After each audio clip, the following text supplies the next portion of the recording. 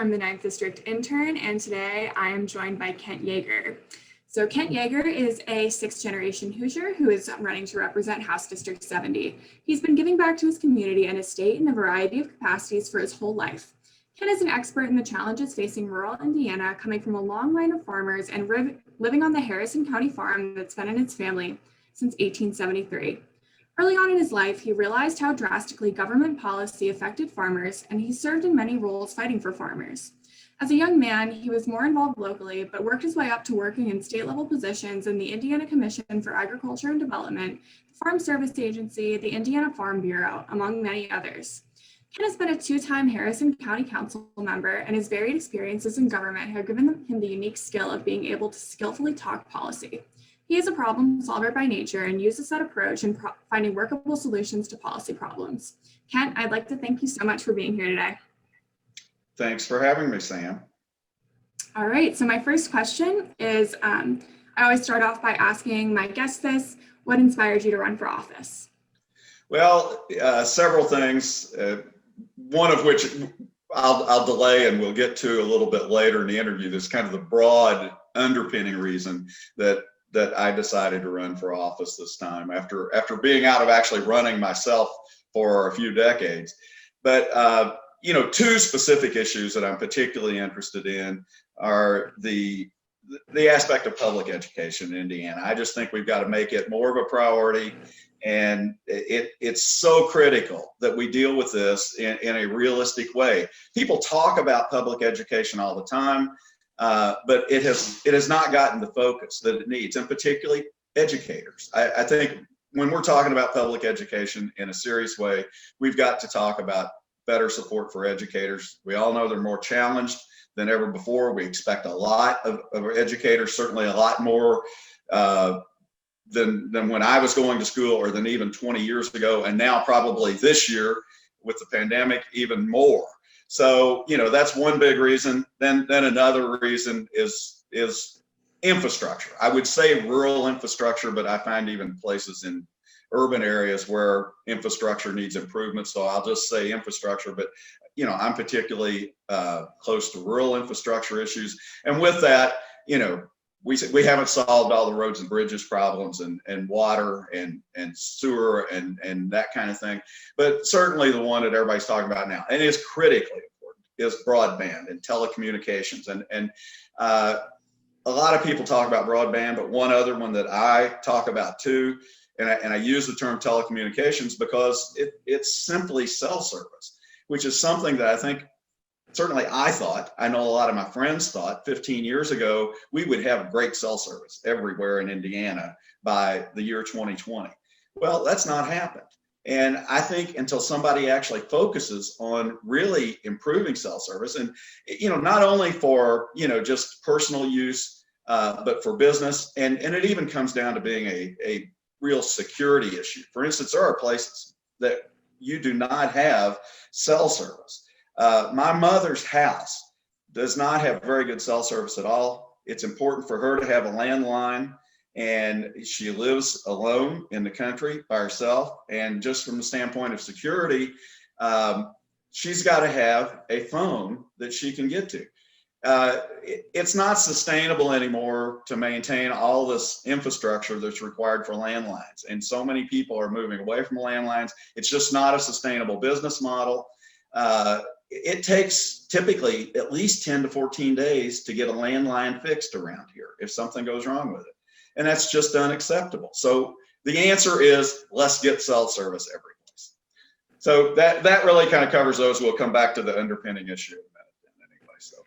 Yeah, wonderful. I love that you touched on both education and infrastructure. With education, I know that gets talked about a lot, but not a lot gets done, and we definitely need to change that. And then with infrastructure, it's kind of an issue that not a lot of people are aware about, but it impacts the lives of so many Hoosiers drastically. So thank you for addressing that. I also want to go back to public education, because I know you mentioned that. And I wanted to ask, could you go a little more in depth about how the attitude towards education needs to be changed in the State House and how you plan to help change it? Well, I remember certainly a time in the State House when we had a lot more focus on education. and again, particularly on educators. But there's been a real effort to diminish, I think, support for educators over the last 20 years or so. And, the real threat to this is it hurts us way into the future. I mean, we don't even see, I think, a lot of what happens with this now, because it's discouraging, I know, to people who are in the education profession, but it's even more discouraging to people who are potentially really good educators that will choose another field and will not come into education. I know teachers who have been in the last few years saying to students, to college students who are interested in education, why do you want to come into this field? Because there's not the support that there used to be. And it's so challenging. And, we've got to understand that it is challenging. It's certainly more challenging than it used to be. But B, we've got to actually provide support and enticement and get those people who can deal with the complex issues that they have to deal with now into education, to be those teachers that help us to define that message. I know, certainly not a saying I made up, but our children are the message that we send to a time we'll never see. And we've got to think of it in those terms. Absolutely. I'm definitely with you. Teachers are not being supported like they should in the state. And with people like you in the State House, hopefully we'll be able to get them and, the next generation the support that they need. And so I just have one more question. I know that you've called this the real reason that you're running for office, but what do you think that the biggest crisis facing partisan politics is at this moment in time? And what's your vision for change in the future? Well, this is one, Sam, that I could talk about for a long time, but I'm going to try to condense it to something very short. I feel like I'm running for my grandkids and everybody else's kids and grandkids. I've been around long enough to certainly remember a time 20 plus years ago when, not everybody got along in government. You've got the aspect of politics and government, and the way we choose the people who help to govern us is what politics is all about. But we've seen this really blurring of the line completely between politics and government in the last few years.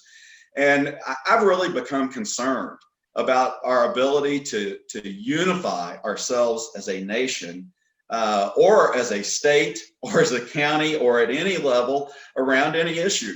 We have found so many ways to divide ourselves in the last few years that we some way have to get back to where we really, we care about what each other thinks. We try to understand issues. I now appreciate more than ever and count myself fortunate to have been able to have worked around great leaders in Washington, like Lee Hamilton and Richard Lugar, a Democrat and a Republican who could always work together. And there were many of those. We were just lucky to have those people from our state, and I had a chance to work with them.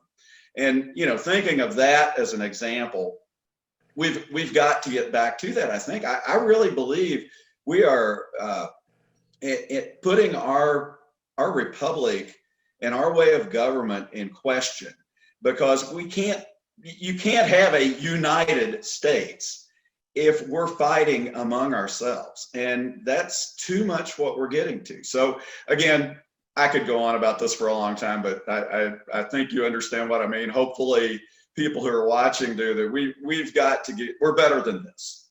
We are a better people than this. We can govern ourselves. And again, I want my grandkids to be able to live in a country where they can see the same opportunity and feel the same kind of pride and unity that I've felt throughout most of my life.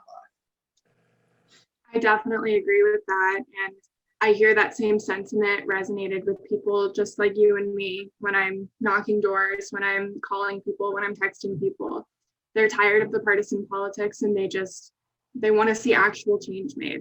But I'm really glad to have people like you running on a message like that. Anyway, those are the only questions that I have for today. Thank you so much for being here. I really appreciate it. Thank you. Appreciate the opportunity. I really learned a lot today. So thank you all for tuning into this episode of Candidate Conversations. See you for this Friday's episode. Bye-bye.